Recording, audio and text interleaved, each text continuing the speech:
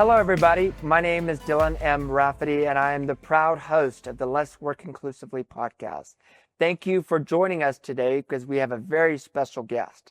For those who don't know what the Let's Work Inclusively podcast is all about, it's about featuring leaders, having meaningful conversations about accessibility and inclusion within the business, nonprofit, and government landscapes. Today, I have a very special guest, a great friend, and also the director for the Center for Business Impact at Communities Foundation of Texas, Mr. Nick Marino Jr. Hello, Nick. How are you? Good afternoon, morning, day, whatever it is right now. Appreciate you having me on right now, but it's a privilege to be here. And recently we were flipped in the seats. I was asking you the questions. Yes. I'm excited to get you to put me in the interrogation seat today. Yes. I mean, you put me on the hot seat at last time, and so it was great. It was a great experience, and truly enjoyed that. So tell me, Nick, for those who don't know you or may know you, share a little fun fact about you and the role that you are currently with Center for Business Impact. I think one of my fun facts is that I'm actually from Dallas and born and raised in Garland, so here from the North Texas community, but my whole family is from New York. So my mom's from Brooklyn, my dad's from Manhattan. So if you hear me during this entire interview talking fast or talking with my hands a lot, that's the Northeast side of me being raised here. But I do say y'all, so that's the Texas. Yep. That's the Texas insert here piece. So now the Center for Business Impact is really focusing on combining both business and nonprofits or community as a whole and finding innovative ways to support the greater community here in North Texas and in Dallas-Fort Worth. Can you explain a little bit what inspired your path into community impact and corporate social responsibility work? Wow, there's so many pieces of my journey that I would say that got me to this place here. I'd say it's rooted back in 2008. I went on actually a mission trip to the Dominican Republic while I was playing college baseball. And that moment was radically life-changing for me, seeing things that were happening in a third world country and also one of the most impoverished areas of a third world country. And then I came back here and was kind of looking at the landscape of what's happening in my own community. That kind of sparked me actually giving up playing baseball at the time, and well, not at the time, forever, just because I was in college, and that was pretty much it. And I really wanted to focus on how can what I do for the rest of my life impact my community. And at the time in 2008, I was really thinking that it was going to be fully in the nonprofit space, right? But at the time, companies like Tom's Shoes were getting a lot of exposure with the 1-for-1 model as a for-profit that was really focused on making an impact. And I fell in love with that concept. And I always thought leaving college, my dream job was to be the chief marketing officer of Tom's Shoes one day. And that kind of pivoted when I met some individuals in the business landscape here in North Texas that were starting some things, and that threw me into the corporate philanthropy, CSR, social impact space professionally. For organizations like Tom's and others, why is social good so important to them? Oh, wow. I mean, I'm sure we can have an entire long conversation beyond this one episode for that one. I mean, just how businesses should take responsibility in their community. It's their community that I'm a firm believer that it's the community that builds the business. Yes. And the business needs to then reciprocate that and pour back into the community. And yes. There's many companies that do, that's great. But for the amount of companies that do, there are way more that don't. Or when they do, they don't do it in a genuine or sustainable way. It's more of, let me go take this photo, post it on my social media, or let me just maybe sponsor this golf tournament or things like that, which are great things. But at the end of the day, I'm really focused on how do companies build a long-term commitment to their issues that they're seeing in their community. And so on our podcast here, we have a lot of listeners that are business leaders, are nonprofit founders, are just members of the community that support accessibility and inclusion. What could you tell them, a high-level overview of the Center for Business Impact and the work that it does, and how it enables both business and nonprofits to work together. Yeah, and this, I know we were talking about the Center for Business Impact, and we're rooted inside of the Communities Foundation of Texas. And so for those that don't know about CFT, well, I call it CFT and many call it CFT, but the Communities Foundation of Texas, we've been a staple here in North Texas for over 70 years with community impact, whether that is long-term endowments, scholarships, funding and grant making for nonprofits. Last year alone, CFT provided over $230 million in philanthropic dollars into North Texas, which is absolutely incredible. And sometimes I'll say Communities Foundation of Texas, and people are like, wait, what is that organization? They did $230 million. Well, a lot of people know North Texas Giving Day, right? And it's a great campaign that we're able to actually host and do over a period of time, but it commences in September on what we tout as North Texas Giving Day. And last year alone, North Texas Giving Day raised over $78 million for 3,500 plus nonprofit organizations. So it's an incredible piece of our society and community. And CFT is the one that backs that, right? And puts that entire campaign together.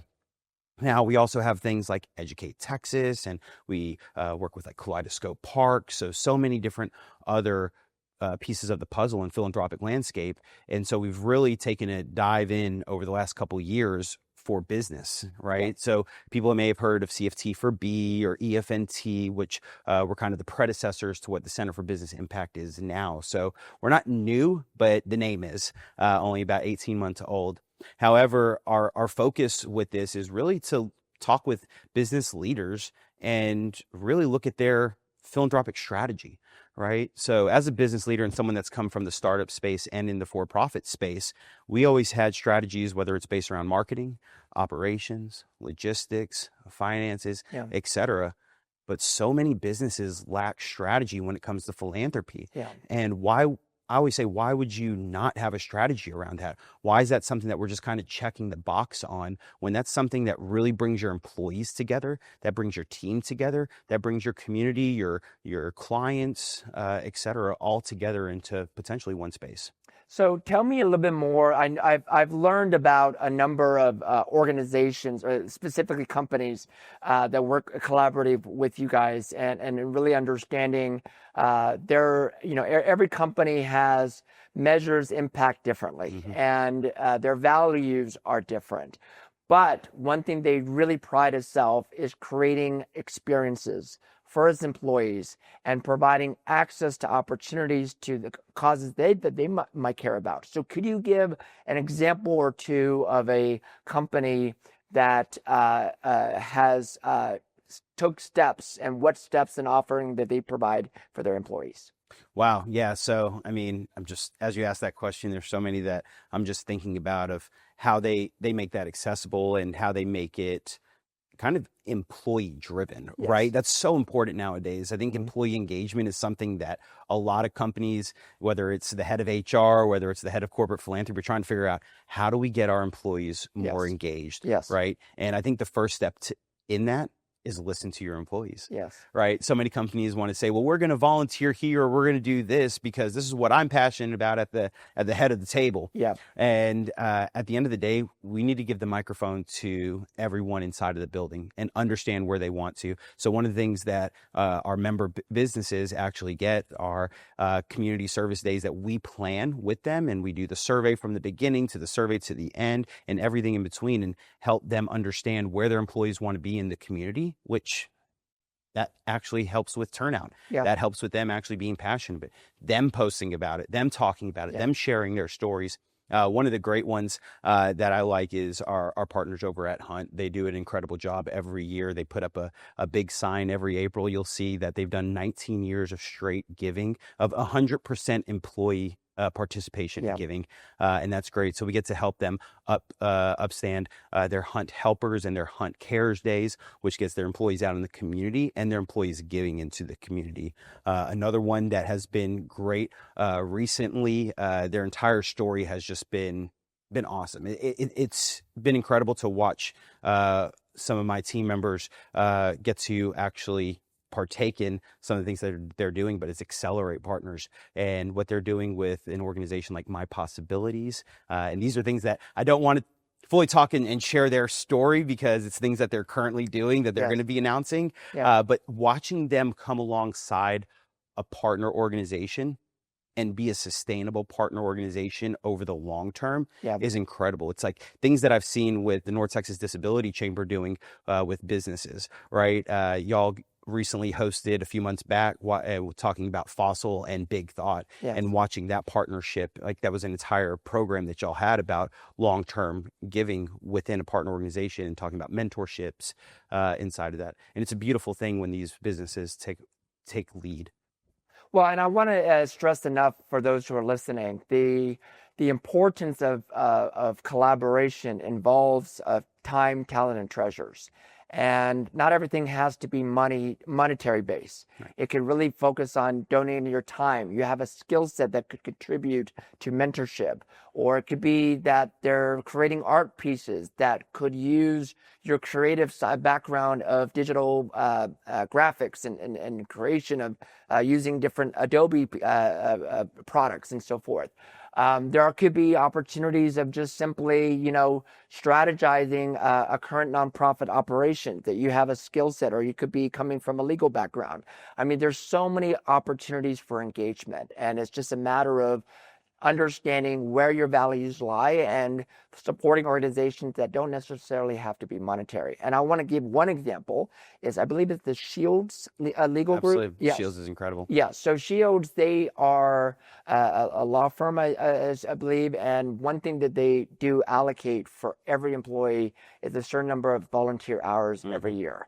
And that, to me, allows them, the employees, decide what volunteer opportunities they like to engage in and gives them a voice, but also gives them a renewed sense of purpose. And so could you elaborate an example like Shields and the work that they've done in our community? Yeah, Shields is a great example, and Jim Shields is actually going to be speaking at one of our upcoming events and talking about what they're doing in their community. And volunteer time off is a huge piece of the puzzle because your employees get to then take some time for themselves to really pour back into what they're passionate to. And I think one thing that you really mentioned there that's very important is when we talk about time, it's not just saying, hey, I'm going to go out and roll up my sleeves and hop into the garden and help them with their veggies, depending upon what type of organization they are, or maybe just building something for them, which is all needed, well and good. But one of the biggest things that people can give when it comes to time is their skill set. Yes. Right? When we talk about nonprofits and organizations, capacity on and resources of what they can actually do, like me coming from a background of marketing, right? I think one of the biggest things for nonprofit organizations is when you're doing events, when you're doing things like this, graphics are so huge. Yes. Or you're thinking about a big campaign that you're wanting to put together, and there's so many different pieces of the puzzle. Having somebody, maybe like a marketing firm, come in alongside you and helping with building out that entire campaign. Yes. What does it look like on digital? What does it look like from a storytelling perspective is so important. And marketing agencies, advertising agencies that have that capacity can provide that skill set. Places like even PGA of America, they do an incredible job with PGA Cares and getting out into the community as well, right? So these are all different partners and members of the Center for Business Impact that we get to work alongside of, understand what their skill sets are, and help them provide that into partners in the community.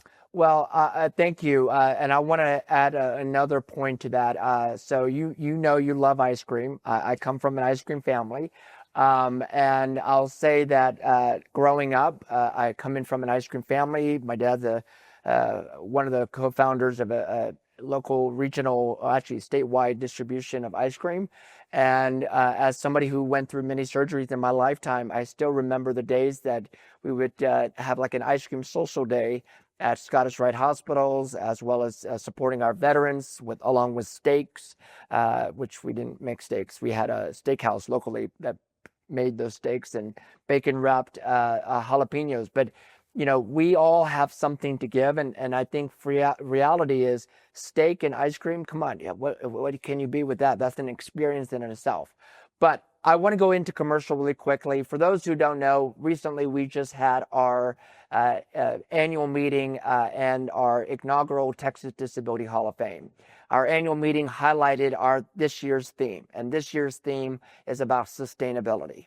Last year alone, we've seen an increase of organizations setting back some of their programs. Some of them who I've experienced had to close their doors. And on top of that, they're losing potential new fundraising dollars to support their organization. And what I've realized from that is I not only see you and I hear you, I want to make sure that any organization that is collaborating with the North Texas Disability Chamber, lean on us, seek guidance and support and direction, because what we do best is amplifying communities as well as bringing and bridging with businesses and organizations that like to support causes like yours. So we also had our Texas Disability Hall of Fame, where we inducted formally Charmaine Solomon from My Possibilities. We had Neva Fairchild with Experts on Blindness, and Mr. Clay Boatwright, a tremendous advocate and leader for people with disabilities across Texas. So that is all for now. Back to with Nick Marino. How are you doing, Nick? Still doing good, rock and rolling. So next focus is about business as a force for inclusive economic impact and drive. What can businesses learn in regards to community philanthropy and why that is a great business value? Oh, I mean, it's what is important to most people, right? I always say that most of the people in this world are good, I believe. I'm a firm believer of that, right? And they want to do good.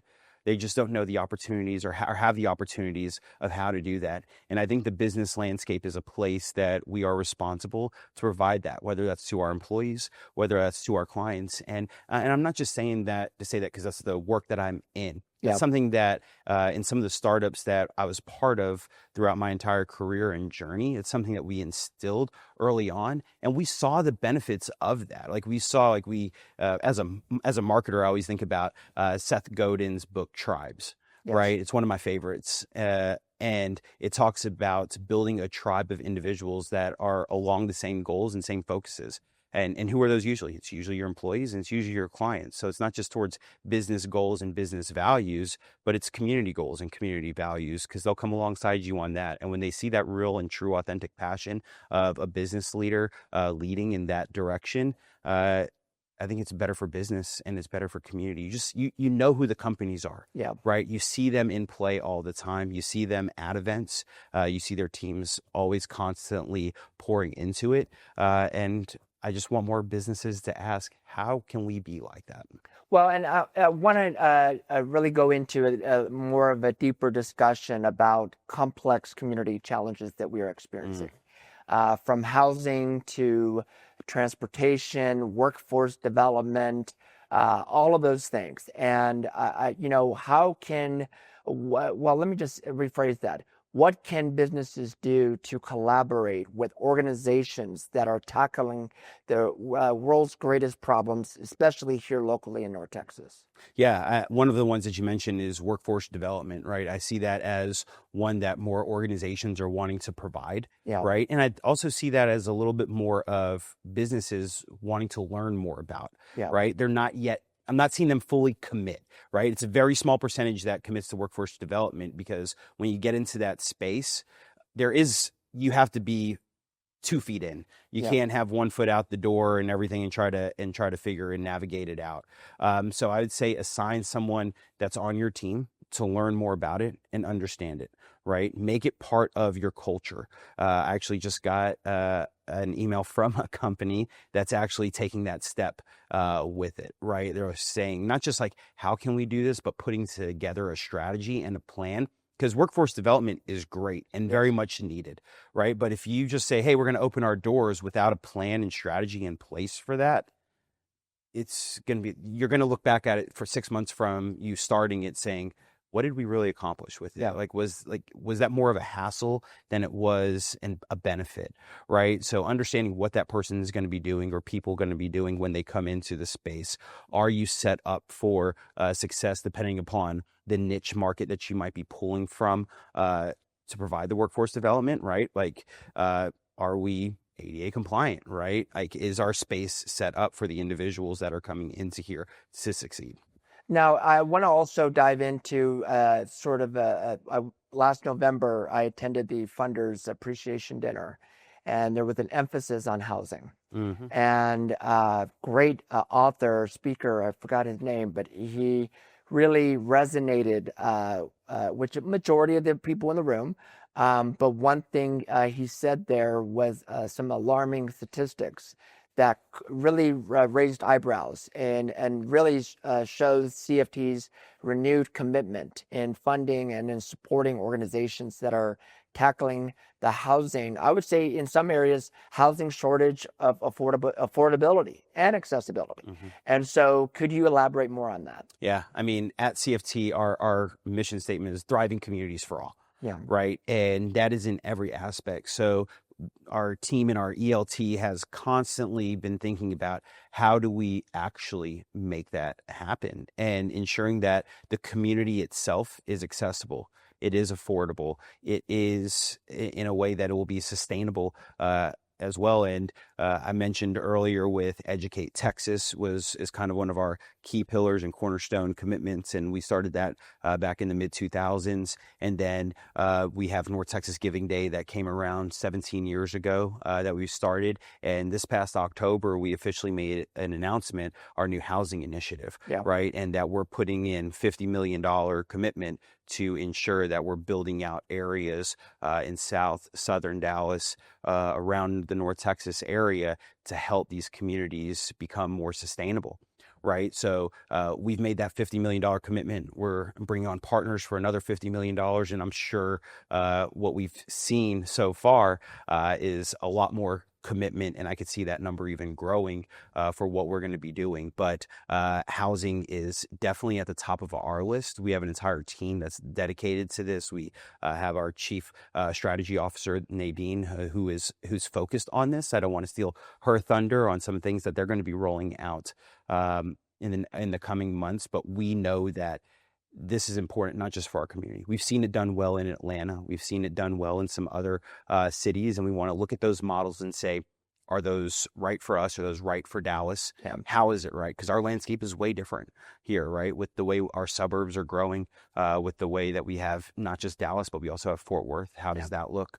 Our southern sector as well here in Dallas, how it's we have the university corridor with Paul Quinn and UNC Dallas, and great staples in the community to build around. Now our team is just really understanding how to make this happen and make this work so that we're not looking at this in 5 years saying, yeah, we built these things and that was great for the time being, but we're looking at it from 50 years from now and saying, wow, we built these things and this is how it's sustained over time. Yeah. And what the business world, we think about results, but in the nonprofit world, we think about impact. And so with impact, you're not doing this alone. And so you're doing this with your team. So could you elaborate on who's on your team and for people who do not know that? Yeah, so there's 4 of us on the Center for Business Impact team. So there's myself. I get to work with companies and talk to them kind of at the entry point and the entry level of what does it look like working with us. Then we have 2 incredible individuals that focus on stewarding these relationships with our businesses. So there's Kimberlane Banks, that many people, I probably say her name and people are probably watching this saying, I know Kimberlane. Yeah. She is out in the community a ton and has been a great steward in the community as well. And there's Elizabeth Corley, who has had an incredible nonprofit background and who comes and works with our businesses as well, whether it's helping them grant out money into the community, whether that is upstanding some of their CARES days into the community as well and getting their employees engaged. And then we have Michelle Mai, who her and I work on North Texas Giving Day together, right? So North Texas Giving Day is a well-oiled machine, and we help bring in business partners and talk to them on what their commitment to us would look like to help out so many more organizations. We spoke about how there was $78 million donated into the community last year with just North Texas Giving Day alone, and that number is well over 700 million total from over the last 17 years of Giving Day being a program, and we're approaching $1 billion. So we're talking to businesses on how that journey and that road to $1 billion donated into the community. Here's what your sponsorship, here's what your community engagement looks like with your team to help expand that. Okay. Well, now that leads us to our second commercial. For those who don't know, we have quite a few events coming up, which I can name drop quite a few. So if you have a paper and pen, get it right now. Our next event, we're hosting the Community Connections on March 5th, where we highlight an inclusive business leader as well as philanthropic leaders as well. Great opportunities for networking. March 12th, we're doing I'm wearing green for the occasion. The Dallas Stars is doing its adaptive sports night, where we're collaborating on that. We are doing later this month in February, we're doing a Mavericks Disability Inclusion Night, which we have over 60 people are attending. So that's always great. April 4th, we're partnering with the women's soccer team, celebrating our abilities night. We're doing some pre-soccer clinics beforehand and a great panel. And then on April 17th, we are bringing back our Disability Inclusion Summit. So any company that is looking for engagement, improving their culture, or broadening their awareness on disability awareness or inclusion or acceptance, or even simply learning all things accessibility.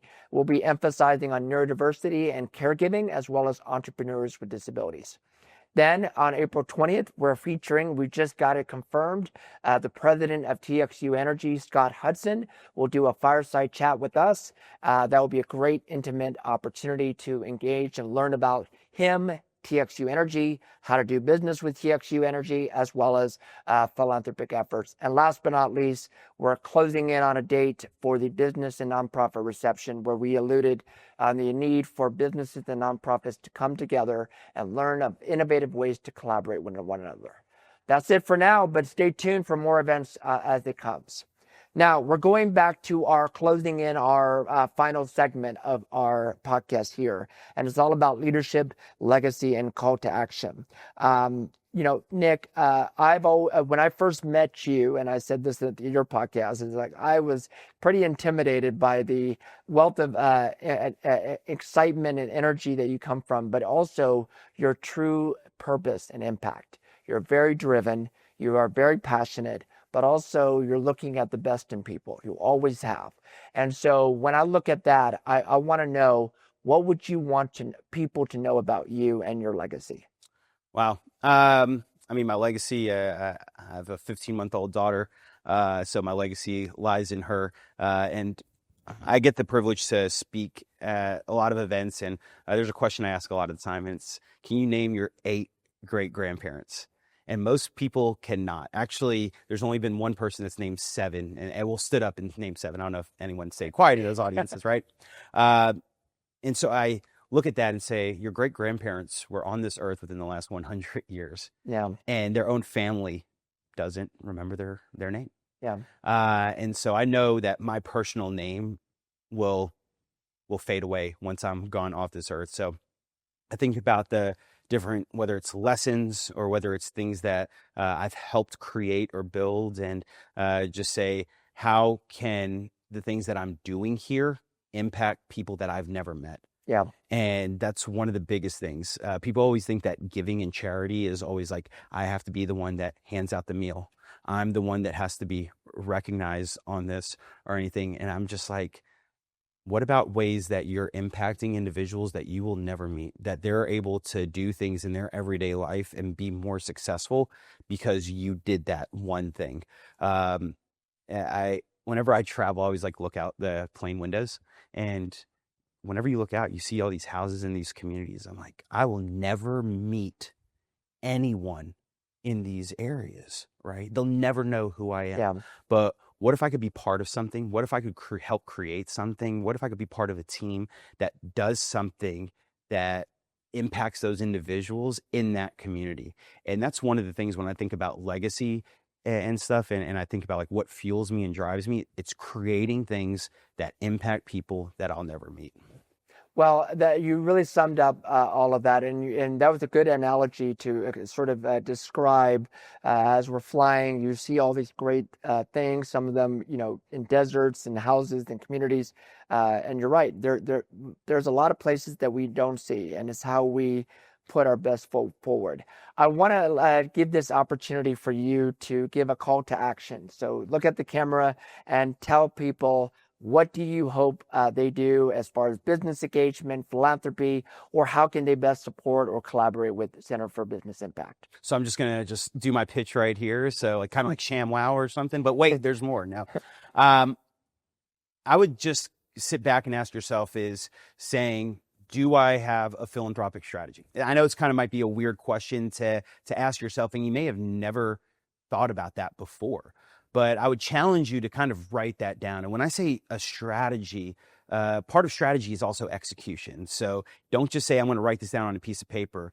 Make sure you define on how you're going to actually take the action steps to go do it and really understand, how am I giving back into my community right now? It doesn't necessarily even have to be through a nonprofit. It could be through maybe your kids' schools and maybe you're a coach at a local little league. And those are incredible ways to give back and to make an impact in so many kids' lives.